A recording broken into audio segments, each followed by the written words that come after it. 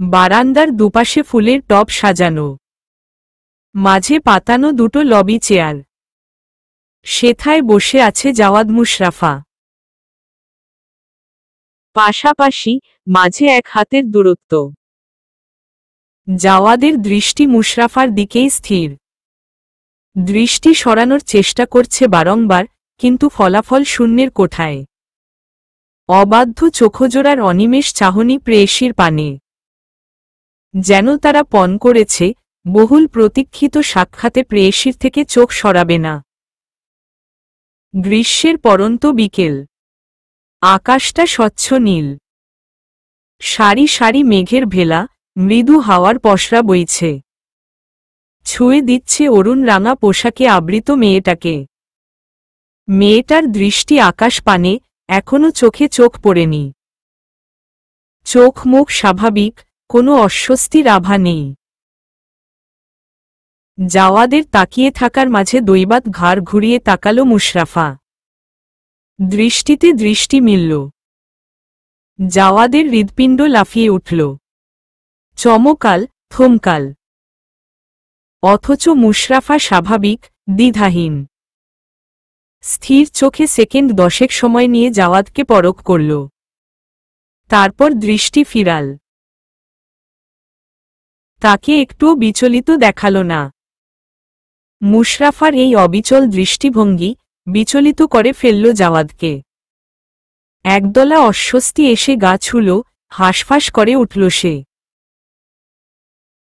দৃষ্টি সরে গেল। নার্ভাস হয়ে পড়ল। জাওয়াদ খুব করে জানে এই মুহূর্তে তার কিছু বলা উচিত। আলাপের সূচনা করা উচিত। সে নীতিজ্ঞানকে প্রাধান্য দিয়ে কিছু বলতে চাইল, কিন্তু স্বর বেরুল না। নিজেকে ভীষণ নার্ভাস অবস্থায় পেল। আশ্চর্য, এত অদ্ভুত অনুভূতি হচ্ছে কেন? স্কুল লাইফ থেকে ভার্সিটি লাইফ অবধি হাজারটা মেয়ের সাথে কথা বলেছে। কই কথা বলতে গিয়ে কখনো তো আটকায়নি, জোরতা কাজ করেনি। নির্দ্বিধায়, নিঃসংকোচে অনর্গল কথা বলেছে। কত মেয়ে চোখে চোখে রেখেছে, হাতে হাত রেখেছে, কখনো এতটা দমবন্ধকর অনুভূতি হয়নি। আজ কি হলো হঠাৎ? আকস্মিক এত জোরতা আসছে কোথা থেকে? নিজের উপরই বিরক্ত হল সে। সরিয়ে নেয়া দৃষ্টি আবার নিবন্ধ করল পাশসঙ্গীর উপর। মেয়েটা নির্দ্বিধায় তখনও আকাশ দেখছে। বোধহয় তার আলাপ শুরুর অপেক্ষা করছে। নড়েচড়ে বসল জাওয়াদ। এখন মুখ না খুললেই নয়। নিজেকে ধাতস্থ করল, আত্মবিশ্বাস ফিরিয়ে আনল। মৃদু শব্দে কাশল। তার কাশিটা যেন মুশরাফাকে বলল, জাওয়াদ আলাপ শুরু করবে, তুমি মনোযোগ দাও। মুশরাফা স্বচ্ছ নীলাকাশ থেকে চোখ ফিরিয়ে টবে দৃষ্টি নিবন্ধ করল। সাহস সঞ্চার করে জাওয়াদ বলল, কেমন আছো? আলহামদুলিল্লাহ, ভালো। ছোট করে উত্তর দিল মুশরাফা। তার স্বরে কোমলতা নেই, স্বরটা গম্ভীরতায় ভরা। তবুও মধুর শোনাল জাওয়াদের কানে। মুশরাফা সৌজন্যবোধে তাকে কিছুই জিজ্ঞেস করল না। খানিকটা অপমানবোধ করলেও প্রখর অনুভূতির কাছে বিশেষ গ্রাহ্যতা পেল না। জাওয়াদ ভাবল, এরপর কি বলা যায়। ভেবে পেল না। কথার ভাণ্ডারে চোখ বুলিয়ে দেখল, শূন্যতা ছেয়ে আছে। নিজেকে ধিক্কার দিল, তোর কথার কারণে মেয়েরা তোর উপর মরত, সেই তুই কথা হারিয়ে বসে আছিস। খেই হারিয়ে ফেলল। ভাবনায় কোনো প্রশ্ন জিজ্ঞাসা আসছে না। কি জিজ্ঞেস করবে? খানিক ভেবে বলল, তোমার সম্পর্কে কিছু বলো। মুশরাফা তাকালো জাওয়াদের পানে, সরাসরি। চোখ মুখ একবারেই স্বাভাবিক। স্বরে গম্ভীরতা টেনে বলল, আমি মুশরাফা সিদ্দিকী। ইসলামিক স্টাডিজ নিয়ে পড়ছি। চেষ্টা করছি জানা বিষয়বলি মেনে চলার। এই তো। জাওয়াদ কৌতূহলী হয়ে জানতে চাইল, আরও কিছু বলো যা আমার জানা নেই। আমার কেন যেন মনে হচ্ছে আপনি আগ থেকে আমাকে পড়েছেন, আমার সম্পর্কে সব জানেন। কথাটা ধারণার মতো শোনালেও মুশরাফার স্বরটা ছিল দৃঢ়, যেন সে নিশ্চিত। জাওয়াদ বিস্ময়ে কিংকর্তব্যবিমূঢ়। মেয়েটা জানল কিভাবে? সে তো কিছু বলেনি। অনিক ছাড়া দ্বিতীয় কেউ তো জানে না। মা জানে এক আধটু, কিন্তু তিনি তো বলবেন না। তবে কিভাবে টের পেল? সমীকরণ মেলাতে গিয়ে ব্যর্থ হল সে। অবাক হয়ে তাকালো এক পলক। কৌতূহলী হয়ে জিজ্ঞেস করল, এমন মনে হওয়ার কারণ? মুশরাফা আকাশ পানে চেয়ে খানিক সময় নিয়ে জবাব দিল, আপনি বিগত 10 মিনিটে 33 বার আমার দিকে তাকিয়েছেন। সেই সাথে প্রথম সম্বোধন তুমি দিয়ে শুরু করেছেন। তুমি সম্বোধনে আপনার মাঝে কোনো দ্বিধা ছিল না। এই ধাঁচটা চেনা কারো জন্য প্রয়োগ হয়ে থাকে। তাছাড়া আপনার মুখভঙ্গি, দৃষ্টি স্পষ্ট বলে দিচ্ছে আপনি আমাকে জানেন আগ থেকে। মুশরাফার স্বর দৃঢ়, তার কথার মাঝে আত্মবিশ্বাস লক্ষণীয়, যা স্পষ্ট প্রমাণ করে মেয়েটা সবটা পরখ করেছে। জাওয়াদ ধাক্কাটা ভালোই খেল। মুশরাফা ওকে এভাবে পরখ করবে তা অকল্পনীয় ছিল। মেয়েটা তো অন্যদিকে ফিরে আছে, তবে এত সব পরখ করল কখন? সামনের দিকে তাকিয়ে ওর তাকানো পরখ করেছে, সেই সাথে হিসেব কষেছে। এই মেয়ে তো ভীষণ চতুর, সাংঘাতিক। ধরা পড়ে লজ্জার আবহে ডুবল জাওয়াদ। অতীতের সব রেকর্ড ভেঙে এই প্রথম কোনো মেয়ের সামনে তাকে লজ্জা পেতে দেখা যাচ্ছে, অস্বস্তিতে হাঁসফাঁস করতে দেখা যাচ্ছে। ব্যাপারটা অবিশ্বাস্য। জাওয়াদ আত্মপক্ষ সমর্থনে কিছু বলতে চাইল, স্বর বেরুল না।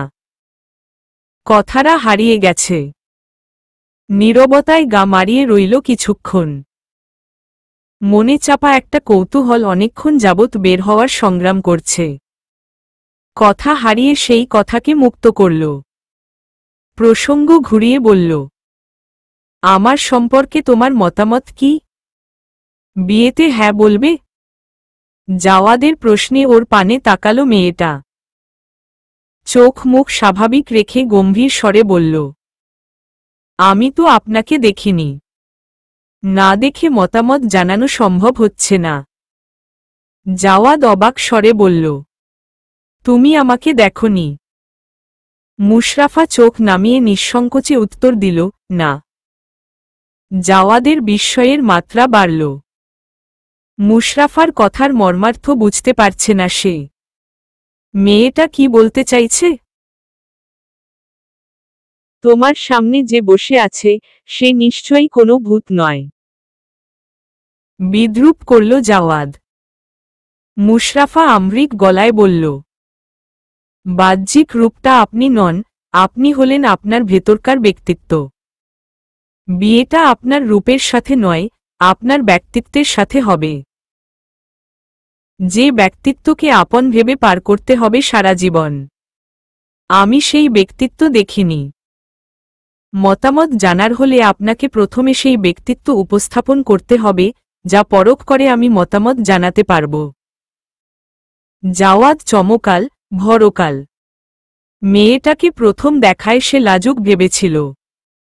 মেয়েটা লাজুক নয়, কেমন গম্ভীর, স্ট্রং, বোল্ড পার্সোনালিটির। এত মেয়ের সাথে ডেটে গেছে। প্রথম সাক্ষাতে সবার মাঝে লাজুকতা ভর করেছে। টম্বয় মেয়ে অবধি প্রথম সাক্ষাতে লজ্জা, অস্বস্তিতে লাল হয়েছিল। অথচ এই মেয়ে অনড়, গম্ভীর, অস্বস্তিহীন। লজ্জা নেই, দ্বিধা নেই। স্বর দৃঢ়, কথা স্পষ্ট, স্বরে আত্মবিশ্বাস মাখানো। কথাগুলো বেশ গুছানো। কথার ধাঁচে আন্দাজ করা যায় শিক্ষিত, মার্জিত, প্রখর ব্যক্তিত্বসম্পন্ন এক নারীর বসা তার পাশে। জাওয়াদের মনে হল তার চেনা হাজারটা মেয়ের সাথে এই মেয়ের ব্যক্তিত্বের মিল নেই। এই মেয়ে আলাদা, সবার চেয়ে আলাদা। এত বোল্ড পার্সোনালিটির মেয়ে ইতোপূর্বে দেখা হয়নি তার। আজই দেখল, তাও প্রেয়সী রূপে। বারান্দার এক কোণে একটা 10 বছরের ছেলে বসা। ছেলেটার নাম জিহান। সম্পর্কে জাওয়াদের ভাইয়ের ছেলে। দুজনের সাক্ষাতের পাহারাদার হিসেবে পাঠানো হয়েছে তাকে। সে তার দায়িত্ব ঠিকভাবে পালন করছে না। হাতে ফোন। গভীর মনোযোগ দিয়ে ফোনে গেমস খেলছে। এদিকে মনোযোগ আছে বলে মনে হয় না। ভাগ্নেকে পরখ করল জাওয়াদ। তারপর নিচু স্বরে বলল, সুযোগের অভাবে নিজেকে উপস্থাপন করতে পারিনি। আমার সুযোগ প্রয়োজন। থামল সে। মুশরাফাকে পরখ করল। ওর দৃষ্টি মেঝেতে আবদ্ধ। মুখে মনোযোগী ভাব স্পষ্ট। জাওয়াদ চোখ ফেরাল না, ওর মুখ পানে চেয়ে মনের ডায়েরির প্রথম পাতায় বড় অক্ষরে লেখা বাক্যটি উচ্চারণ করল। জীবনে জীবন জড়িয়ে নিজেকে উপস্থাপন করার সুযোগটা তুমি কি আমায় দিবে? জাওয়াদের ধারণা এবার মুশরাফার চোয়ালে লজ্জা, অস্বস্তির আভা ফুটে উঠবে। উঠবেই। কিন্তু তার ধারণাকে মিথ্যা প্রমাণ করে অস্বস্তি কিংবা লজ্জার টিকি চিহ্নও দেখা গেল না। মুখভঙ্গির কোনো পরিবর্তন হল না। স্থির থাকা নেত্রপল্লব ঘন ঘন দুবার উঠানামা করল শুধু। পরপরই চোখ তুলে চাইল পাশে। নিঃসংকোচে উত্তর দিল, বিয়ে দুটো মানুষের সারা জীবনের ভালো থাকার প্রশ্ন। উত্তরটা তৎক্ষণাৎ দেয়া আমার পক্ষে সম্ভব নয়। আমি ভাবব এই সম্পর্কে। যদি আদতেই মনে হয় আপনাকে নিয়ে জান্নাতে যাওয়ার দোয়াটা আমি নির্দ্বিধায় করতে পারব, তবে আমি আপনাকে সুযোগ দিব ইনশাআল্লাহ। আর কথা খুঁজে পেল না জাওয়াদ। কথারা সব পুড়িয়ে গেছে। সে নিশ্চুপ বসে রইল। মুশরাফাও কোনো কথা বলল না। অনেকটা সময় পেরুল এভাবে। আকস্মিক প্রশ্নঝুলি খেলে বসল মুশরাফা। আপনি ধর্মীয় অনুশাসন মেনে চলেন? মুশরাফা থেকে আসা প্রথম প্রশ্নে কিছুটা চমকাল জাওয়াদ। প্রশ্নের উত্তর দিতে গিয়ে দ্বিধায় পড়ল। ধর্মীয় কাজ বলতে ওই নামাজটাই পড়ে। তাও প্রতি ঝুমা। 5 ওয়াক্ত নামাজ পড়া হয় না ওর। রমজানের রোজাটা ও রাখে না। সিগারেটের ক্রেভিংয়ের জন্য মধ্যবেলাতেই রোজা ছাড়ার ব্যাপারটা অহরহ ঘটে। জাওয়াদ ভেবে দেখল সে ধর্মীয় অনুশাসন মানে না। ব্যাপারটা স্বীকার করতে চাইল না। বলল, চেষ্টা করি। আমি যদি ধর্মীয় অনুশাসন মেনে চলতে চাই, আপনি বা আপনার পরিবার থেকে কোনো বাধা আসবে? না। ছোট করে উত্তর দিল জাওয়াদ। আকস্মিক অস্বস্তিবোধ হল তার। কেন কে জানে। কেমন হাঁসফাঁস করে উঠল। আকাশে গোধূলি নেমেছে। চলছে আলো আঁধারির খেলা। বারান্দাটা কালচে ধূসর আলোয় ছেয়ে আছে। সন্ধ্যা নামতেই মশার উপদ্রব বেড়ে গেল। কয়েকটা মশার কামড় খেয়ে উঠে দাঁড়াল জিহান। ফোন বন্ধ করে জাওয়াদের উদ্দেশ্যে বলল, চাচ্চু চলো এবার যাই। মশা কামড়াচ্ছে। থাকা যাচ্ছে না। জাওয়াদ যেন একটা অস্বস্তিঘন পরিস্থিতির থেকে মুক্তির পথ দেখল। ওকে উৎফুল্ল দেখাল। ওর পরনে ধবধবে সাদা পাঞ্জাবি। জুমা নামাজের জন্য পরেছিল এই পাঞ্জাবি। অনেক চেঞ্জ করতে না দিয়ে সেভাবেই নিয়ে এসেছে। মুখে কদিনের না কাটা দাড়ি। এটাও উকিল বাবার নির্দেশে। পাত্রী দেখতে যাওয়ার সময় তাকে ধার্মিক বেশ নিয়ে যেতে হবে। না হলে মুশরাফার পছন্দ হবে না, এমন আশঙ্কা অনেকের। জাওয়াদ কুঁচকে যাওয়া পাঞ্জাবি টেনে সোজা করল। তারপর উঠে দাঁড়ানোর সময় মুশরাফার দিকে তাকিয়ে বলল, এবার আমাদের যাওয়া উচিত। মুশরাফাও উঠে দাঁড়াল। জিহান আগে আগে হাঁটা ধরল। জাওয়াদ সামনের দিকে পা বাড়িয়ে বলল, আসি।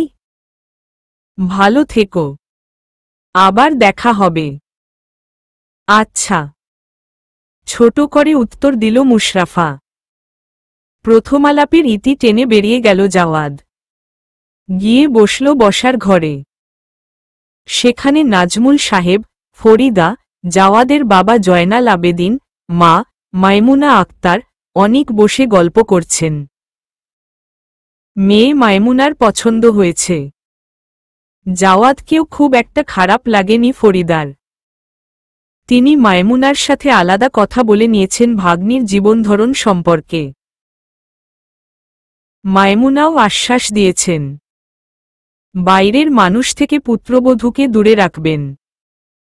মাইমুনার সাথে কথা বলে ফরিদা মনের কোণে আশ্বাস জন্মেছে, এই মহিলার কাছে তার ভাগ্নি ভালো থাকবে। ইনি অন্তত লায়লার মতো কঠোর হবেন না। এখন যদি মুশরাফা ইতিবাচক জবাব দেয় তবে বিয়ের কথা আগাতে কোনো দ্বিরুক্তি করবেন না তারা। লায়লার কথা মনে হতেই মনটা বিষিয়ে গেল ফরিদার। পাত্রপক্ষকে দেখতে আসার আমন্ত্রণ জানানোর পর লায়লাকে ফোন করেছিলেন তিনি। মুশরাফার জন্য সম্বন্ধ এসেছে জানালেন। বিপরীতে তিনি কোনো আগ্রহ দেখালেন না। বললেন, আপনাদের যদি ভালো লাগে তবে বিয়ে দিন, আপদ বিদায় হোক। দুই পক্ষের বৈঠকে তাদের থাকতে বলেছেন ফরিদা। জবাবে লায়লা সাফ মানা করে দিলেন। আগের বার যে অপমানিত হয়েছেন, এখনো তা হজম করতে পারেননি। আবার অপমান সহ্য করার ইচ্ছে নেই জানালেন। সেই সাথে বললেন, আপনারা আছেন তো, আমরা লাগবে না। আপনারা ম্যানেজ করে নিন। পারলে বিয়েটাও দিয়ে দিন। আমরা কিছু মনে করব না। টাকা লাগলে বলবেন, আমি পাঠাবো। তার এই বাঁকা কথায় ফোন রেখে ভেতরে ভেতরে রাগে ফেটে পড়েছেন ফরিদা। মাও এমন হয়, এত পাষাণ। রাগের বশে আর ফোন করেননি। নিজেরাই সব ব্যবস্থা করেছেন। জাওয়াদকে দেখে ফরিদা অন্তর্ভেদী চোখে পরখ করলেন। বুঝার চেষ্টা করলেন, পাত্রী সম্পর্কে ওর ধারণা কি? মনোভাব ইতিবাচক না নেতিবাচক? হ্যাঁ বলবে। ছেলে তার সামনের সোফায় বসে বন্ধুর সাথে নিচু স্বরে আলাপ সারছে। শ্যামবর্ণের সুদর্শন চোয়ালে রাগ কিংবা বিরক্তির আভা নেই, তবে খুব একটা উৎফুল্ল ও দেখা যাচ্ছে না। ফরিদা দ্বিধায় পড়লেন। ইতিবাচক, নেতিবাচক মনোভাব ধরতে পারলেন না। ও পাশের কি খবর? জানার প্রয়াসে উঠে দাঁড়ালেন। অনুমতি নিয়ে ভেতরে গেলেন। মুশরাফার রুমে গিয়ে খুঁজলেন ওকে। মুশরাফা রুমে নেই। ওয়াশরুমে পানির শব্দ শোনা যাচ্ছে। মাগরিবের আজান হচ্ছে চারদিকে। বোধহয় অজু করতে গেছে, আন্দাজ করলেন ফরিদা। খাটে অপেক্ষায় বসলেন। সেকেন্ড 10 বাদে বেরিয়ে এলো মুশরাফা। মুখে অজুর পানি। ফরিদা উদ্বিগ্ন হয়ে উঠে দাঁড়িয়ে বললেন, কেমন দেখলি? পাত্র। মুশরাফা চোখের ইশারায় কি যেন বলল। কথার মাঝে থেমে গেলেন ফরিদা। চারদিকে আজান হচ্ছে, আজানের সময় কথা বলা সুন্নাহ পরিপন্থী কাজ। এটাই ইঙ্গিত দিচ্ছে মুশরাফা। ফরিদা উদ্বিগ্নতা চেপে রাখার প্রাণপণ চেষ্টা চালাচ্ছেন। চেয়ারের হাতলে রাখা টাওয়াল। মুশরাফা টাওয়াল তুলে মুখ মুছল। টাওয়াল রাখল। আজান শেষ, বিড়বিড় করে দোয়া পড়ল। ফরিদা অন্তর্ভেদী চোখে পরখ করলেন ওকে। চোখ মুখ একবারে স্বাভাবিক। এর মাঝে কি রাজি? উৎকণ্ঠিত হয়ে প্রশ্ন করলেন। এবার বল। বলো, কি জানতে চাও? শান্ত, কোমল স্বরে প্রশ্ন করল মুশরাফা। ফরিদা কৌতূহলী হয়ে জিজ্ঞেস করলেন, পাত্র কেমন? বিয়ের জন্য রাজি তুই? মুশরাফা ভেবেচিন্তে জবাব দিল, বিয়েটা সারা জীবনের ব্যাপার। হুটহাট এক দেখায় একদিনে কিভাবে সিদ্ধান্ত নিই? আমাকে সময় দাও, ভেবেচিন্তে জানাব। ফরিদা উত্তর বুঝলেন না। এই মেয়ে হ্যাঁ বলল না কি না। দ্বিধায় পড়লেন। এই মেয়ে একটু বেশিই গম্ভীর। বুঝার চেষ্টায় পরবর্তী প্রশ্ন করলেন, পাত্রের মায়ের তোকে পছন্দ হয়েছে? রিং পরাতে চাচ্ছেন? কি বলবো? মুশরাফা জায়নামাজ বিছাতে বিছাতে বলল, দ্বিধার চিহ্ন উঠবে না আমার আঙুলে। বলো, সঙ্গী বাছাইয়ের অধিকারটা পাত্রপাত্রীর। দেখাদেখি পর্বের পর বিয়ের সিদ্ধান্তটা পাত্রপাত্রীর উপর ছেড়ে দিই। তারা ভেবে জানাক একে অপরের সাথে সারা জীবন কাটাতে পারবে কিনা। ফরিদা এবারও মুশরাফার কথায় উত্তর খুঁজতে গিয়ে হতাশ হলেন। তার কাছে মনে হলো এটা কোনো রহস্যজাল। ভীষণ কৌতূহল কাজ করছেন সমাধান জানার জন্য, কিন্তু উত্তর মিলছে না। কোনো সূত্রেরও দেখা নেই যা দিয়ে তিনি সমাধান আন্দাজ করবেন। শুধু মনে একটাই প্রশ্ন উকি দিচ্ছে, উত্তরটা কি হবে? আলতো হাতে ফরিদার মাথায় তেল মালিশ করছে মুশরাফা। ফরিদা মেঝে বসে ড্রেসিং টেবিলের আয়নায় মুশরাফাকে পরখ করছে। দুদিন হয়ে গেল, অথচ মুশরাফার কোনো হেলদোল নেই। না সে বিষণ্ণ, আর না সে আনন্দিত। মুশরাফার চেহারায় কোনো পরিবর্তন নেই, সে একবারেই স্বাভাবিক। এদিকে ফরিদার চিন্তার অন্ত নেই। ভাগ্নির উত্তর কি হবে ভাবতে ভাবতে চোখের নিচে কালি পড়েছে। সকালেই অনিক ফোন দিয়েছে উত্তর জানার জন্য। তিনি রাতে জানাবেন বলেছেন। সন্ধ্যা গড়িয়ে রাত নেমেছে সেই ক্ষণে। এখনো উত্তর জানা হয়নি। কিছুক্ষণ পর হয়তো অনিকের ফোন আবারও আসবে, তখন তো ভালোমন্দ একটা জানাতে হবে। উত্তর জানাটা জরুরি। ফরিদা নড়েচড়ে বসলেন। তারপর বললেন, দুদিন কিন্তু হয়ে গেছে। মুশরাফা তেলের বোতল থেকে হাতের তালুতে তেল নিচ্ছিল। মামির কথায় থেমে গেল। আয়নার মামির দিকে তাকিয়ে বলল, আমার ভাবনায় ছিল ব্যাপারটা। ফরিদা খুশি হলেন। তিনি ভাবেছেন ব্যাপারটা মুশরাফার মাথা থেকে সরে গেছে। আগ্রহী গলায় প্রশ্ন করলেন, কি সিদ্ধান্ত নিলি? জাওয়াদকে বিয়ে করবি? মুশরাফা তৎক্ষণাৎ উত্তর দিল না। ফরিদার থেকে চোখ সরিয়ে তেল মালিশে মন দিল। এক ফাঁকে বলল, বিয়েটা কিন্তু একবারে ঘরোয়াভাবে হবে মামি। বেশি ভিড়ভাট্টা যাতে না হয়। তুমি আগে কথা বলে নিবে।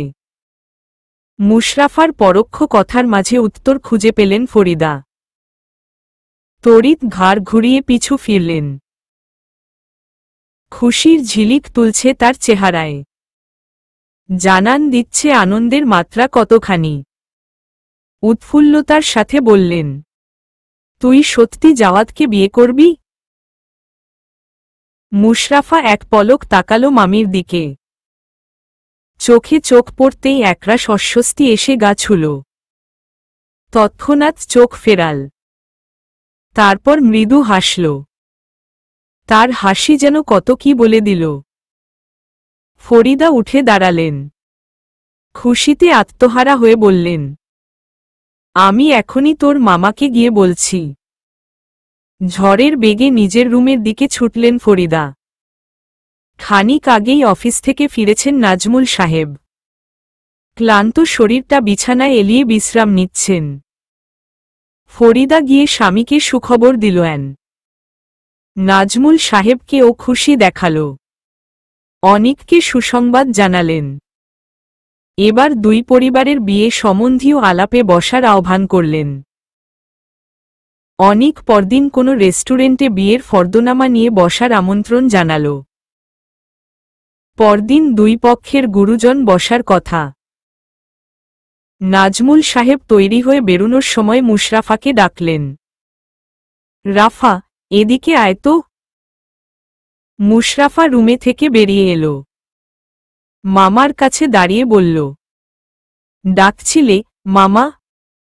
নাজমুল সাহেব ইতস্ততবোধ করলেন পরবর্তী কথাটা বলতে গিয়ে। আমি যাচ্ছি পাত্রপক্ষের সাথে বিয়ের পাকা কথা বলতে। তোর কোনো দাবি দেওয়া আছে? বিয়ে, কাপড়, গহনা, মোহরানা সম্বন্ধীয় ব্যাপারে? মুশরাফা উত্তর দিতে একটুও ইতস্ততবোধ করল না।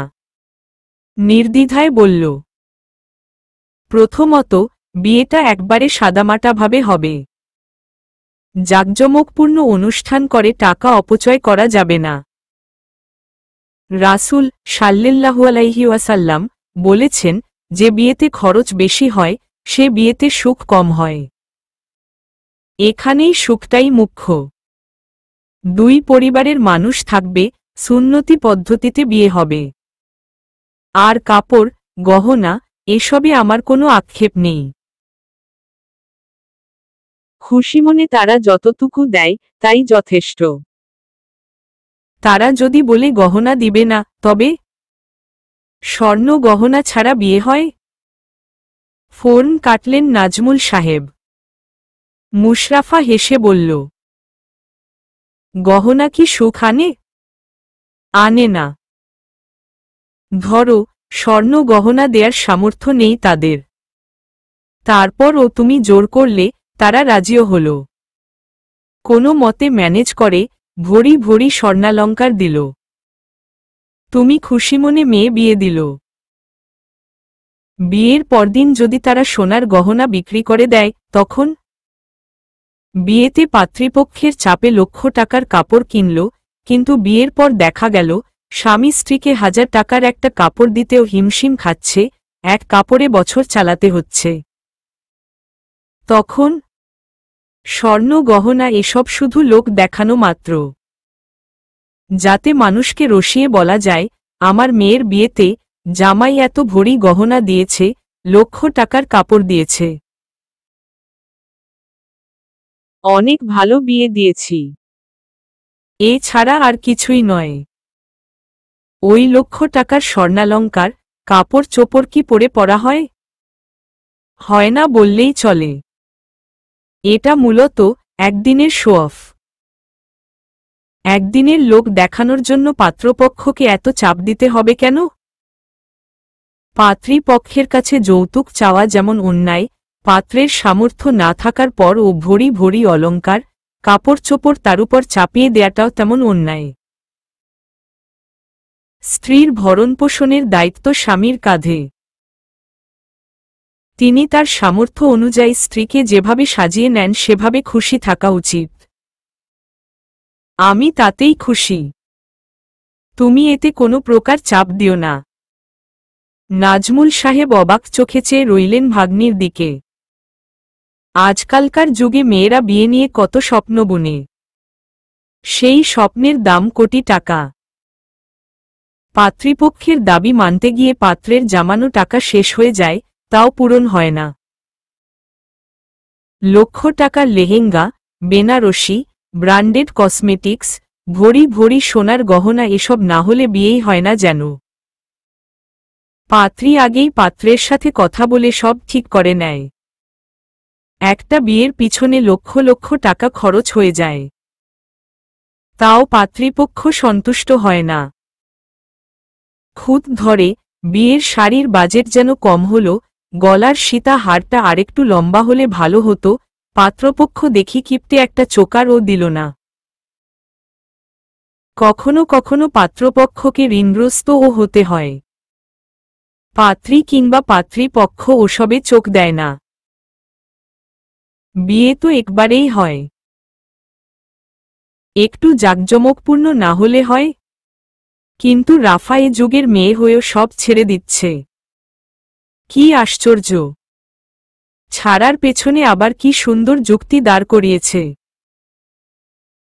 আসলেই তো, বিয়েতে পাত্রীক্ষের কষ্টগুলো হাইলাইট করা হয়, কিন্তু একটা বিয়ের পিছনে একটা পাত্রকে কতটা ব্যয় করতে হয়, কয়েক মাস আগ থেকে খেয়ে না খেয়ে কত কষ্ট করে অর্থ আয় করতে হয়, জোগাড় করতে হয়। পাত্রীপক্ষ থেকে তাদের খরচটা হয় দ্বিগুণ। কিন্তু এটা কেউ হাইলাইট করে না। সবাই পাত্রীর বাবার ইমোশনকে প্রাধান্য দেয়। কেউ পাত্রের বিয়ের পেছনে বিহাইন্ড দ্য সিনে চোখ রাখে না। সমাজের আর সব মানুষের মতো নাজমুল সাহেবের ভাবনাও এক ছিল। আজ ভাগ্নির কথা তার মস্তিষ্কে ও কিছু কথা আটকাল, ধারণা বদলাল। এভাবে ভাবা হয়নি কখনো। তিনি প্রসন্ন হাসলেন, প্রশ্ন করলেন, আর দেনমোহর? সেটাও ধরব না? মুশরাফা ধীর স্বরে বলল, দেনমোহর ধরবে, তবে ফিক্সড না। এখানেও পাত্রপক্ষকে চাপ দেয়া যাবে না। প্রথমে পাত্রের সাথে কথা বলে নিবে একান্তে। তাকে জিজ্ঞেস করবে, তুমি কি পরিমাণ মোহরানা নগদ দেয়ার সামর্থ্য রাখো। তিনি তার সামর্থ্য অনুযায়ী যে অঙ্কটা বলবেন, তাই ফর্দনামায় দেনমোহর হিসেবে লিখবে। নাজমুল সাহেব ভ্রু কুঁচকালেন। সমাজে দেহমোহরকে বিয়ের খুঁটি হিসেবে ধরা হয়। তাই পাত্রীপক্ষ জোরগলায় লাখ থেকে কোটি টাকার অঙ্কে গিয়ে দাঁড়ান। তুই কম বললি কেন? মুশরাফা উত্তরে বলল, এটা আমাদের সমাজের ভুল ধারণা। একটা মেয়ে বিয়ে দেওয়ার সময় মেয়ের বাবা ভাবেন, লাখ লাখ টাকা দেনমোহর ধরলে ছেলে কখনো মেয়েকে ডিভোর্স দেওয়ার কথা ভাববে না। দেনমোহরের বলেই বিয়ে টিকে থাকবে। তাই তারা জোরপূর্বক বিশাল সংখ্যার মোহর চাপিয়ে দেয় পাত্রপক্ষের উপর। তারপর ফলাফল দেখা যায়, বিয়ের পর স্বামী দেনমোহর তো দেয়ই না, উল্টো ইমোশনাল ব্ল্যাকমেইল করে মাফ চেয়ে নেয়। ইসলামে তালাকের সাথে দেনমোহরের কোনো সংযোগ দেখা যায়নি। যে বিয়ে টিকে থাকার তা দেনমোহর ব্যতীত টিকে থাকবে, যা ভেঙে যাওয়ার তা দেনমোহর সমেত ভেঙে যাবে। দেনমোহর কখনো তালাক আটকাতে পারে না। এটা ভুল ধারণা। মূলত আমাদের সমাজ দেনমোহর এর মানেটাই বুঝে না। দেনমোহর হল বিয়ের একটা অবশ্যম্ভাবী শর্ত, যা বর কর্তৃক কনেকে নগদে প্রদান করা হয়। এটা স্ত্রীর প্রতি কোনো করুণা নয়, এটা স্ত্রীর অধিকার। ইসলাম বলে, বরের সামর্থ্য অনুযায়ী দেনমোহর ধার্য করতে, যা সে স্ত্রীকে স্পর্শের আগে নগদে দিয়ে দিতে পারে। এই টাকাতে স্ত্রী ছাড়া কারো কোনো হক নেই, স্ত্রীর বাবা মায়েরও না। স্ত্রী তার ইচ্ছেমাফিক খরচ করতে পারবে। চাইলেই সে তার পরিবারকে দিতে পারবে, না চাইলে কেউ জোর করতে পারবে না। স্বর্ণ যদি মোহরানায় অন্তর্ভুক্ত হয়, তবে ওই গহনায় কারো কোনো প্রকার অধিকার নেই।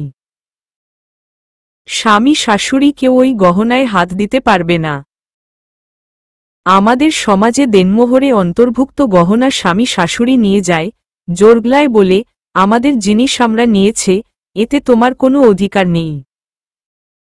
মূলত এটা অন্যায়। যাক গে, সে অন্য কথা। আমার কথা হল, দেনমোহর ধার্যের ক্ষেত্রে কোনো উনাকে কোনো প্রকার চাপ দিবে না। আমি চাই বিয়ের সকল ধাপে ইসলামী রীতিনীতি মেনে চলা হোক। নাজমুল সাহেব মন্ত্রমুগ্ধের মতো শুনে গেলেন।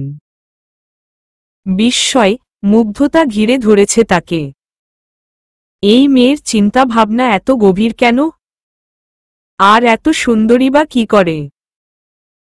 এতগুলো বছর পেরিয়ে এসেও তিনি তো কখনো এভাবে ভেবে দেখেননি। তার ভাবনা এলো না কেন ব্যাপারগুলো? তিনি ও তো বড় মেয়ে ফাবিহার বিয়েতে মোটা অঙ্কের মোহরানা ধরেছিলেন। ফাবিহার শ্বশুর বারবার কমাতে চেয়েছেন। বলেছেন, আমার ছেলের একক আর্থিক অবস্থা এতটা উঁচু নয়। কিন্তু নাজমুল সাহেব শুনেননি। গোধরে নিজের কথা মানিয়েই ছেড়েছেন। ফাবিহার স্বামী জিদান কি মোহরানা পরিশোধ করেছে? ফাবিহা তো কিছু বলল না, করেনি নিশ্চয়ই। এতগুলো হাতে পেলে অবশ্যই তাকে বলত। এই মুহূর্তে এসে তিনি বুঝতে পারলেন, জিদানের প্রতি তিনি অন্যায় করে ফেলেছেন, মেয়ের প্রতিও। মেয়ের হক নষ্ট করেছেন। নিশ্চয়ই আল্লাহ তাকে এর জন্য শান্তি দিবেন। অজানা ভয় হল নাজমুল সাহেবের। সেই সাথে ভাগ্নির জন্য গর্ববোধও হল। ভাগ্নির মাথায় হাত রাখলেন। মন থেকে দোয়া এলো, তোর জীবনটা সুখে ভরে যাক। হেসে বললেন, তুই যেভাবে চাস সেভাবেই হবে। খুশি মনে বাসা থেকে বের হলেন নাজমুল সাহেব। যথারীতি দুই পক্ষের গুরুজন বসলেন রেস্টুরেন্টে। বেশ কয়েকবার ফোন দেওয়ার পর ও মুশরাফার বাবা ভাই কেউ এলো না। বাবা তার দুই ভাইকে পাঠালেন। দায়িত্ব দিলেন কোনো মতে ম্যানেজ করার। বরপক্ষের মুরব্বীরা এসেই পাত্রীর বাবাকে খুঁজল। মুশরাফার বড় চাচা হাফিজুর রহমান অজুহাত দিলেন, মুশরাফার ভাই মিদহাত দেশের বাইরে আছে। আর বাবা মেয়ের বিয়ের চিন্তায় আসার আগে হুট করেই অসুস্থ হয়ে পড়েছেন। শরীর দুর্বলতার কারণে আসতে পারেননি। তিনি চাননি তার জন্য বিয়ের কাজ আটকে থাকুক, তাই তার ভাইদের পাঠিয়েছেন। জাওয়াদের বাবা জয়নাল আবেদিন দুঃখী গলায় প্রস্তাব রাখলেন, কদিন বাদে আলাপে বসার। এতে মুশরাফার ছোট চাচা সাজিদুর রহমান প্রস্তাব গ্রহণ না করে আজই ফর্দনামা সেরে ফেলার জোর দেন। অনিচ্ছা সত্ত্বেও সায় জানান জয়নাল আবেদিন। মেয়ের বাবা অনুপস্থিতিতে বিয়ের কথা আগাতে বাধছে তার, তবুও কি করা। পাত্রীপক্ষের মুরব্বীদের জোড়াজুড়িতে আগাতে হল। জাওয়াদ আসেনি। অনিক এসেছে। নাজমুল সাহেব অনিকের সাথে মোহরানা বিষয়ক আলাপ করলেন। মুশরাফার মতামত জানালেন। সেই সাথে বাকি বিষয় আশয়েও। অনিক জাওয়াদকে কল দিয়ে জিজ্ঞেস করল, দেহমোহর পরিমাণ কত হবে? সে নগদে দিতে পারবে কিনা। জাওয়াদ খানিক সময় নিয়ে তার বর্তমান একক অবস্থার কথা জানাল। সেই সাথে বন্ধুকে বলল, তার বর্তমান অবস্থা অনুযায়ী নগদে উপর 50,000 টাকাই দেয়ার মতো সামর্থ্য আছে তার। বাবার অনেক টাকা থাকলেও তার কাছে খুব বেশি টাকা নেই। দেহমোহর 50,000 লিখা হল। দেহমোহরে কাপড় চোপড়, গহনা, কসমেটিক্স যুক্ত করা হল না। এটা স্বামী বা তার পরিবার থেকে কনের জন্য উপহার স্বরূপ বিধায় এটাকে দেহমোহরের অন্তর্ভুক্ত করা হয়নি। নাজমুল সাহেব এসব ব্যাপারে কোনো চাপ দিলেন না। জয়নাল আবেদিনের উদ্দেশ্যে বললেন, স্ত্রীর অন্ন, বস্ত্র, বাসস্থানের ব্যবস্থা করা স্বামীর দায়িত্ব। এই দায়িত্ব পালন করতে গিয়ে জাওয়াদ তার স্ত্রীর জন্য যে বস্ত্রের ব্যবস্থা করে দিবে, তাতে আমাদের কোনো আপত্তি থাকবে না। বিষয়টা জাওয়াদ এবং আপনাদের উপর ছেড়ে দিলাম। আমাদের কোনো দাবি দাওয়া নেই। জয়নাল আবেদিন হেসে বললেন, আপনার ভাগ্নি আমার মেয়ে হয়ে যাবে। আমি আমার মেয়েকে যেভাবে সাজিয়ে বিয়ে দিয়েছি, পুত্রবধূকে ও সেভাবে সাজিয়ে আনব। ব্যাপারটা যেহেতু আমাদের উপর ছেড়ে দিয়েছেন, তবে আমরা নিজ দায়িত্ব ভালোভাবে সবটা সামলে নিব।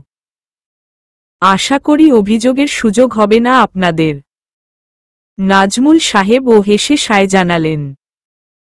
বিয়ে বিষয়ক সকল আচার অনুষ্ঠান ঘরোয়াভাবে করার প্রস্তাব রাখলেন। যেহেতু মেয়ের ধার্মিকতা সম্পর্কে জয়নাল আবেদিন সাহেব আগেই শুনেছেন, সেহেতু তিনি খুব একটা অবাক হলেন না। স্বাভাবিকভাবেই প্রস্তাব গ্রহণ করলেন। আলাপচারিতা সেরে বিয়ের তারিখ ফেললেন সপ্তাহ খানেক পর, অর্থাৎ আগামী শুক্রবার। সাদামাটা ভাবে মসজিদে বিয়ে সারা হবে। রাফা, তোর হবু বরের নামটা বলতো। মুশরাফার হাতে মেহেদির কোণ ঠেকিয়ে বলল রথি। সেই 2 ঘন্টা ধরে ফাইজা আর রথি মিলে মুশরাফার 2 হাতে মেহেদি লাগাচ্ছে। হাত মেলে বসে থাকতে থাকতে গা ঝিমিয়ে এসেছে। পরনের সবুজ হলুদ মিশেলের শাড়িটাও বেশ আটসাট। অস্বস্তি লাগছে। সোফায় হেলান দিয়ে চোখ বুজেছিল ক্লান্তিতে। চাচাতো বোনের কথায় চোখ মেলল। মাথা সোজা করে তাকালো হাতের দিকে। কনুই থেকে ভারী কাজের মেহেদি উঠে এসেছে হাতের তালুতে। ডিজাইনটা বেশ সুন্দর দেখাচ্ছে। রথি মেহেদির হাত দক্ষ বলা যায়। হাত থেকে চোখ সরিয়ে রথির দিকে তাকিয়ে প্রশ্ন করল, কেন? তোর হাতে লিখব। আমার হাত, আমার নাম লিখো। অন্য কারো নাম লেখা লাগবে না। নামটা ইচ্ছাকৃত বলল না মুশরাফা। আবার না লজ্জার পসরা বইতে হয়।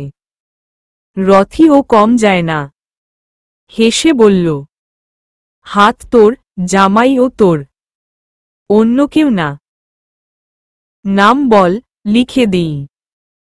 কাল ভাইয়াকে দেখাস, খুশি হবে। বিব্রতবোধ করল মুশরাফা। কথা কাটাতে বলল, মা বাবা কেউ বিয়েতে আসবে না? কৌতুকের মুডে ছিল রথি। মুখে হাসি ওর। মুশরাফার প্রশ্নে হাসি উবে গেল।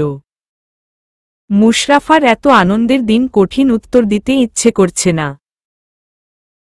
মুশরাফার মা বাবা কেউ আসেনি। সাফা আসবে না সাফ জানিয়ে দিয়েছে। মিদহাদও খুব একটা আগ্রহ দেখায়নি। জায়ফা আর ফাইজা সমবয়সী। দুজনের সখ্যতা বেশ। ফাইজা ফোন দিয়ে জায়ফাকে আসতে বলেছিল। জায়ফা জানালো সে আসতে চেয়েছে, মা দেয়নি। মুশরাফার 2 চাচি, 1 খালা এসেছে। সাথে তাদের মেয়ে, মাহি, রথি, সাজিয়া। সবাই এসে লায়লাকে খুঁজছে, ফোন দিয়ে কথা শোনাচ্ছে। এত পাষাণ কেন সে? আসার ইচ্ছে না থাকলেও লায়লা লোকলজ্জায় বলেছেন কাল আসবেন। রথি সে কথা জানে না। চাচা চাচির উপর ভীষণ রাগ হল ওর। আপন বাবা মা এত নির্দয়ও হয়। সে এক দীর্ঘশ্বাস ছেড়ে ছোট করে উত্তর দিল, আসবে বোধ হয়। মুশরাফার বুঝতে বাকি রইল না, কেউ আসবে না। মা, ভাই বোন সবার ছবি ভেসে উঠল চোখের ক্যানভাসে। এই মানুষগুলোকে কত ভালোবাসে সে। প্রতি মোনাজাতে এদের সুস্থতা কামনা করে। অথচ এই মানুষগুলো তাকে আপন ভাবে না। কেন ভাবে না? একটু আপন ভাবলে কি হয়? সব মেয়ের বিয়ে বাবা মায়ের ভূমিকা থাকে চোখে পড়ার মতো। দৌড়াদৌড়িতে তাদের পা স্থির থাকে না।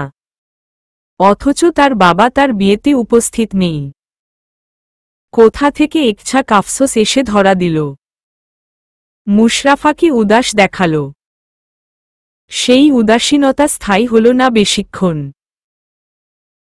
নাজমুল সাহেব এবং ফরিদা 2 পাশে বসে ওকে আগলে নিয়ে বললেন, আমরা আছি না, আর কারো প্রয়োজন নেই।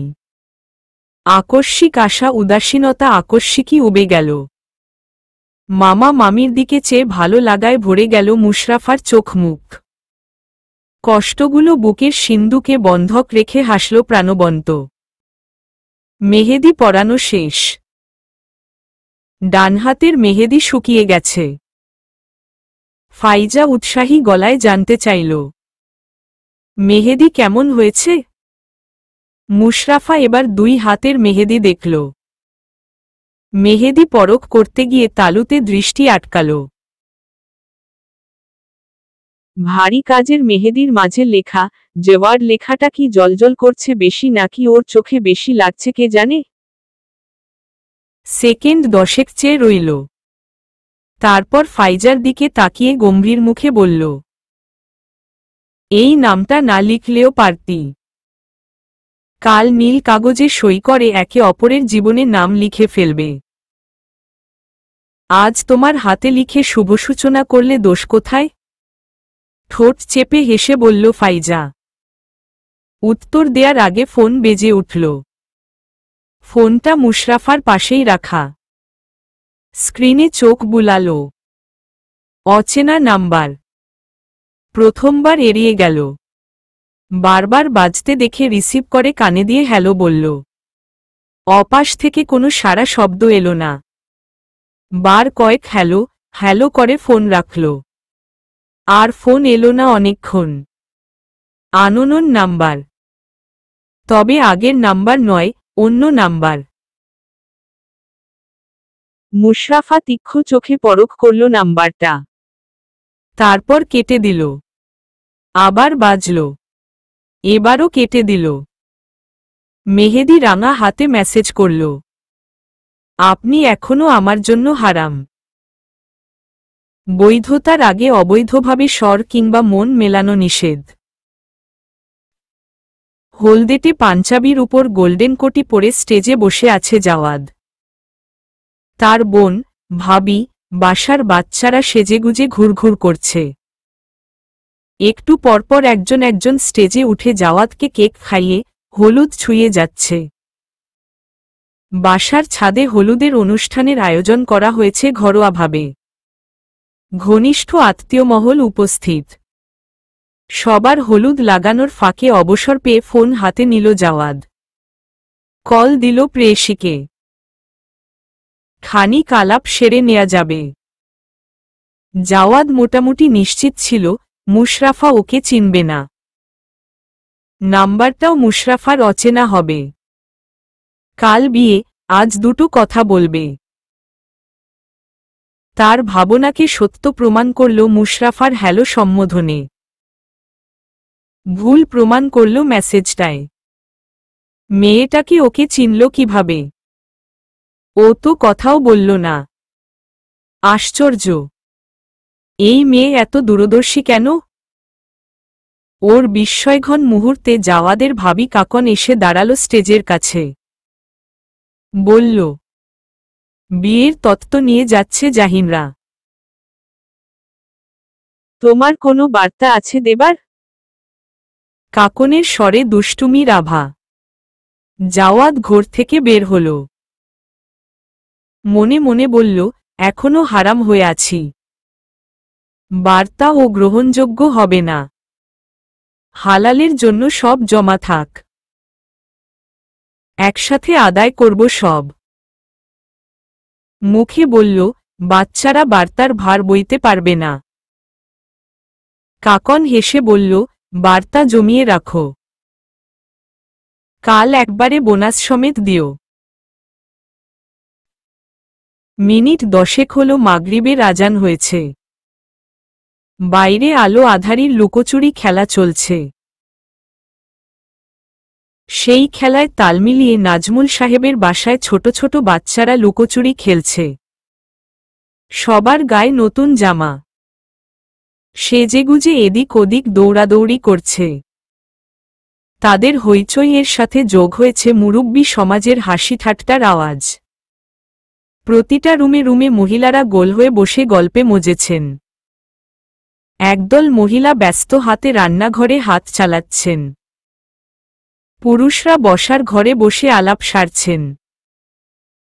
গল্পে মত্ত মানুষদের কারো হাতে পান, কারো হাতে মিষ্টি তো কারো হাতে শরবতের গ্লাস। পোশাক আশাকে সবাই ফিটফাট। বিয়ে বলে কথা। এশারের আজান হলেই পুরুষরা ছুটবে মসজিদে। নামাজের পরপর মসজিদে বিয়ে হবে। পাত্রপক্ষের পুরুষরা সরাসরি মসজিদে বসবে, মহিলারা বাসায় আসবে। ফরিদা রান্নাঘরে মহিলাদের আপ্যায়নের ব্যবস্থা করছেন। মেহমানদের জন্য ফুডিং বানিয়ে রাখার সময় দুটুকরো একটা প্লেটে তুলে নিলেন। তারপর মুশরাফার রুমের দিকে এগুলেন। দরজায় দাঁড়িয়ে দেখলেন ভেতরকার দৃশ্য। মুশরাফা ড্রেসিং টেবিলের সামনে বসে আছে। ফাবিহা সাজিয়ে দিচ্ছে ওকে। পরনে মেরুন বেনারসি। কনেপক্ষ থেকে কোনো দাবি না থাকলেও বরপক্ষ নিজ থেকে বিয়ের তত্ত্ব পাঠিয়েছে। জাওয়াদের বোন বারবার ফোন দিয়ে জিজ্ঞেস করেছেন মুশরাফার কি পছন্দ। ফরিদার থেকে জেনে নিয়ে কিনেছেন।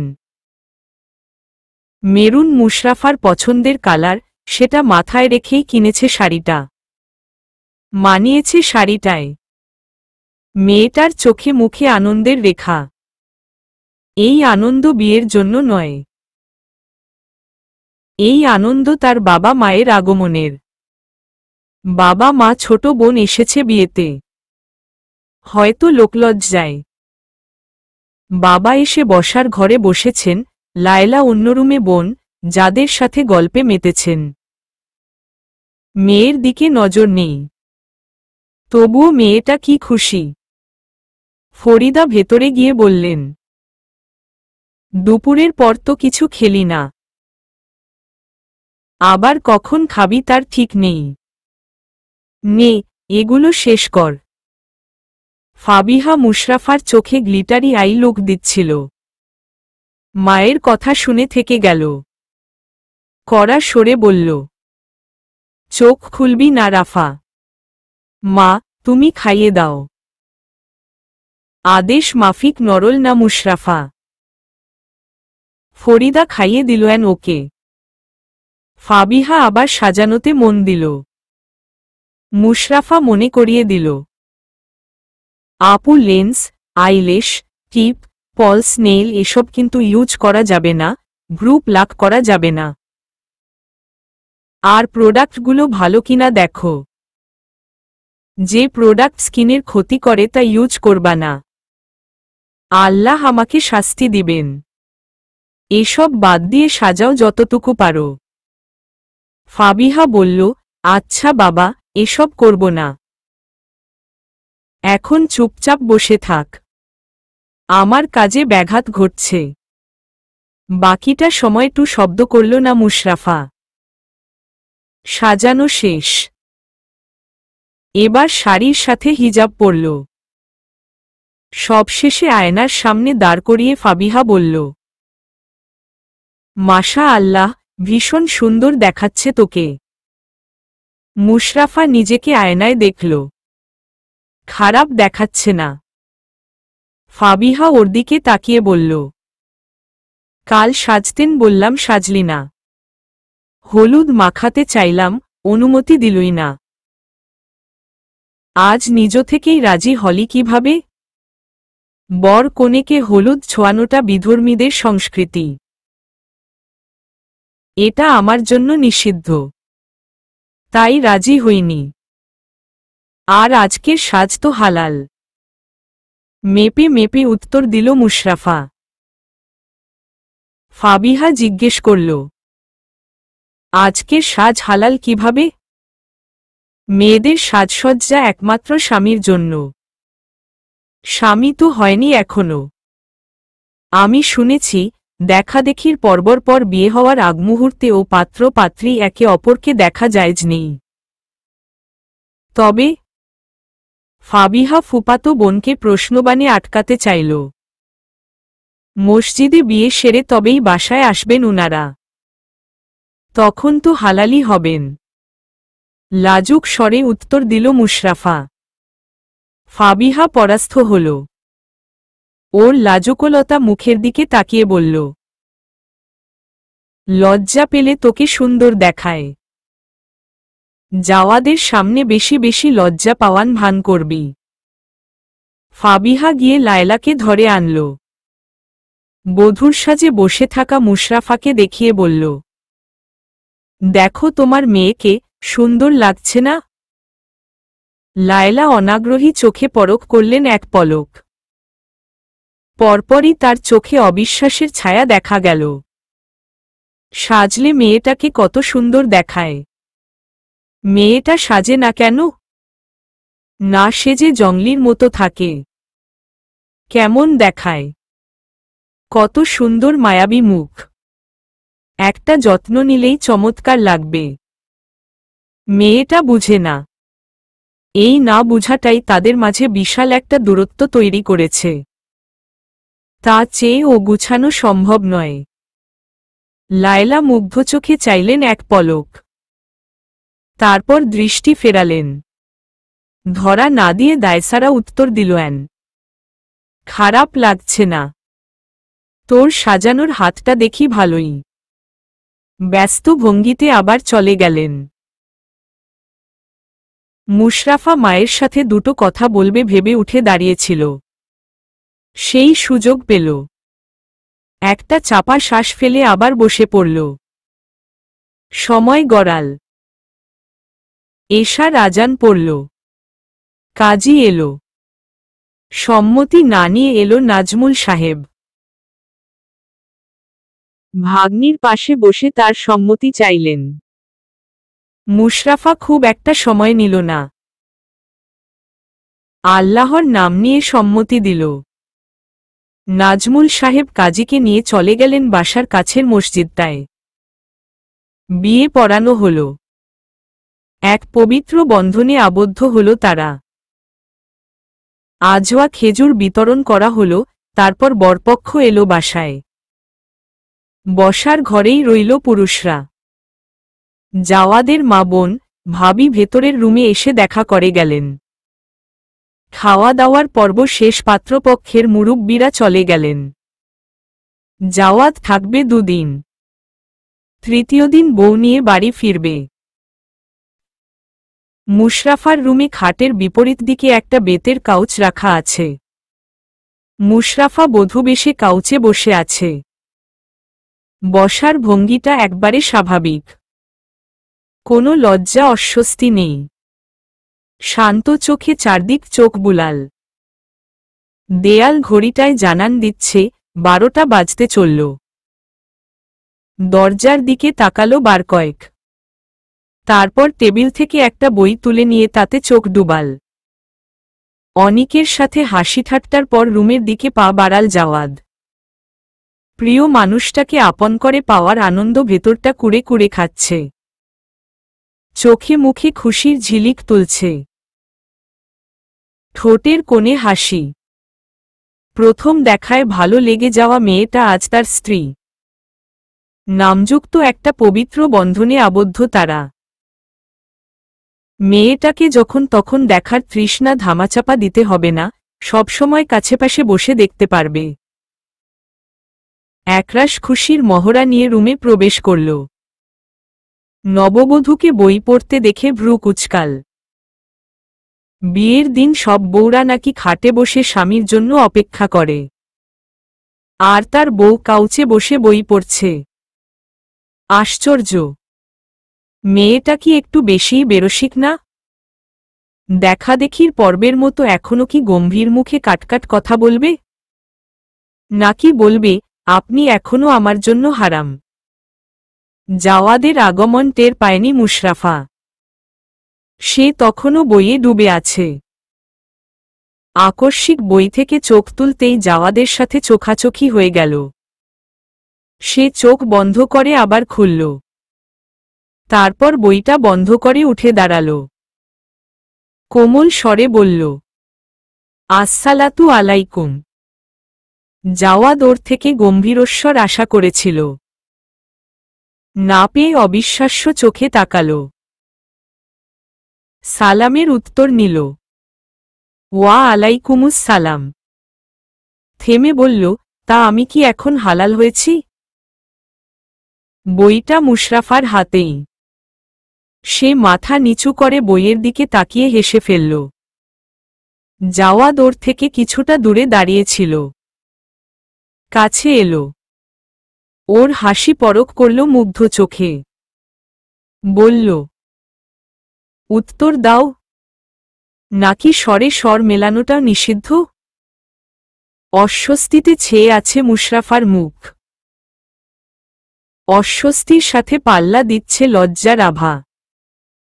ভীষণ সাহসী মেয়েটাও সাহস হারিয়ে নার্ভাস হয়ে পড়েছে। ও লাজুক স্বরে বলল, আপনি হালাল হয়েছেন। এখন স্বরে স্বর মেলানো যাবে। পকেট থেকে খাম বের করে মুশরাফার হাতে দিয়ে বলল, আমাকে হালাল করার জন্য তোমার পুরস্কার। মুশরাফা খামটা নিল বিনা বাক্যে। আগে কেউ উপহার দিল ও নিতে দ্বিধাবোধ করত, আজ কোনো দ্বিধা করল না। এটা ওর প্রাপ্য, আল্লাহ দ্বিধাহীনভাবে নিতে বলেছেন। যেখানে আল্লাহর কথা আসে সেখানে বাকি সবের জায়গা নেই। খামটা বইয়ের মাঝে রেখে চমৎকার হাসল মুশরাফা। জাওয়াদ বলল, স্বর মেলানোর অনুমতি আছে শুধু, মন মেলানোর অনুমতি নেই? মুশরাফা মাথাটা আরো নিচু করে ফেলল। আকস্মিক এত লজ্জা কোথা থেকে এসেছে বুঝতে পারছে না সে। সে তো লাজুক নয়। ওকে পরখ করে জাওয়াদ অবিশ্বাস্য সুরে বলল, রাফা, তুমি লজ্জা পেতেও জানো? মুশরাফা আরো নেতিয়ে গেল। জাওয়াদ বিস্মিত চোখে চেয়ে রইল। প্রথম আলাপের সেই গম্ভীর কঠোর মুখভঙ্গির মেয়েটাকে খোঁজার চেষ্টা করল, পেল না। সেই দিনের মুশরাফার সাথে আজকের মুশরাফার কোনো মিল নেই। সেদিন সে ছিল কঠোর, গম্ভীর, চোখে চোখ রেখে গম্ভীর মুখে কঠোর সব কথা বলে দিতে পারত।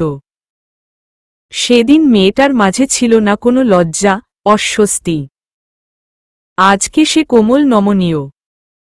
তার স্বরে কিংবা কথায় কাঠিন্যতা নেই। চোখে চোখই রাখে না। আজকে মেয়েটার মাঝে ভরপুর লজ্জা।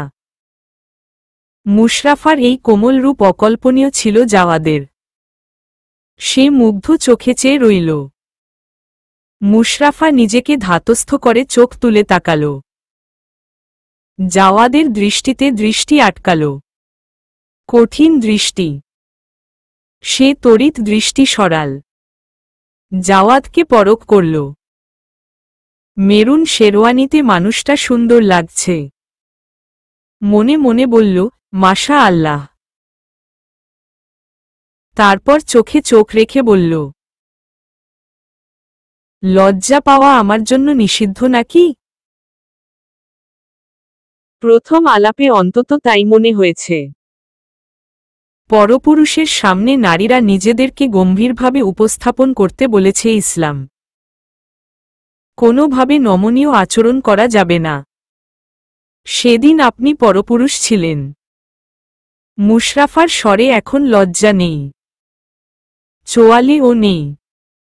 শান্ত, কোমল মুখভঙ্গি। দৃষ্টি জাওয়াদের দিকেই নিবন্ধ। মুখের সাথে চোখে চোখে ও কথা হচ্ছে যেন। জাওয়াদ ভ্রু নাড়িয়ে দুষ্টুমির স্থলে বলল, এখন কি তবে আমাকে আপন মানুষের কাতারে ফেলেছ? মুশরাফার চোয়ালে উবে যাওয়া লজ্জার দল আবার হানা দিল। তড়িৎ দৃষ্টি সরে গেল। ঠোঁটে ভাষা হাসিটা চেপে রাখল। সদ্য আবিষ্কৃত প্রেয়সী লজ্জামাখা চোয়ালের মুহে পড়ে গেল জাওয়াদ। লজ্জার পসরা বিছাতে বলল, বধূবেশে তোমাকে ভীষণ সুন্দর লাগছে। আমার বারবার তাকাতে ইচ্ছে করছে। শুনেছি বিয়ের দিন ইচ্ছেদের ফেরাতে নেই, তাই বারবার তাকাচ্ছি। তুমি একটু গুনো তো কতবার তাকিয়েছি। তুমি তো আবার গণনাতে পারদর্শী। সেদিনের মতো অন্যদিকে নয়, চোখে চোখ রেখে তাকিয়ে গুনবে। নাও, শুরু করো, বলে মুখ চেপে হাসল জাওয়াদ। মুশরাফা অস্বস্তিতে কাবু হয়ে দাঁড়িয়ে আছে। লোকটাকে সেদিন জব্দ করেছিল বলে আজ কি প্রতিশোধ নিচ্ছে? এ তো দেখি মহাপাজি লোক। মুশরাফা নরল না, তাকালো ও না। ধবধবে সাদা টাইলস দেখে গেল। ওর কোনো হেলদোল না দেখে জাওয়াদ আবার বলল, তোমার ইচ্ছে না হলে থাক। বিয়ের দিন শতকিয়া নিয়ে বসাটাও বেমানান লাগবে। পরে আমাদের নাতিপুতিরা এই গল্প শুনলে হাসবে। মুশরাফা হাফ ছাড়ল। বিড়বিড় করে বলল, জায়াকাল্লাহু খায়রান, আল্লাহ আপনাকে উত্তম প্রতিদান দান করুক। এই অস্বস্তিঘন মুহূর্তে থেকে বাঁচতে নিজেকে স্বাভাবিক করে ধীর স্বরে বলল, এশার নামাজ পড়া হয়নি। আমি কি নামাজ পড়তে যেতে পারি? প্রসঙ্গ ঘুরানোর চালটা ঠিকই ধরতে পারল জাওয়াদ। তবে পাকড়াও করল না। মলিন মুখে বলল, অবশ্যই পার। তবে যাওয়ার আগে ছোট একটা কাজ করে যেতে হবে। ভীষণ বিপদে পড়ে গেছি। তোমার সাহায্য প্রয়োজন। সদ্য হওয়া স্বামীর মলিন মুখ দেখে আঁতকে উঠল মুশরাফা। কি হলো হঠাৎ? আল্লাহ রক্ষা করো। আতঙ্কিত হয়ে জিজ্ঞেস করল, কি সাহায্য লাগবে? জাওয়াদ নিষ্পাপ কণ্ঠে বলল, আসলে আমার না বিশ্বাস হচ্ছে না তুমি আমার জীবনে স্ত্রীরূপে এসেছ। মনকে বুঝাচ্ছি বারে বার, কিন্তু মন বিশ্বাস করতে নারাজ। মনের অবিশ্বাসের ফলে ভেতরে ঘোর বিপদের আশঙ্কা দেখা যাচ্ছে। কিছুতেই শান্তি পাচ্ছি না। মনকে জিজ্ঞেস করলাম, কি করলে সে বিশ্বাস করবে? মন বলল, তুমি যদি তার সংস্পর্শে আসো তবেই সে বিশ্বাস করবে। এখন তুমি এদিকে এসে জড়িয়ে টড়িয়ে ধরো। আমি নিশ্চিত এতে মন বিশ্বাস করবে। মুশরাফা বাকরুদ্ধ হয়ে গেল। হতভম্ব হয়ে তাকিয়ে রইল শুধু। লজ্জার মাত্রা বাড়ল। কাচুমাচু করে উঠল। জাওয়াদ শব্দক্রে হেসে ফেলল। মুশরাফার গাল টেনে বলল, লজ্জা ফেলে তোমাকে সুন্দর দেখায়। এই সৌন্দর্য পরখ করতে চাইছিলাম। যাও নামাজ পড়ে আসো। চলবে।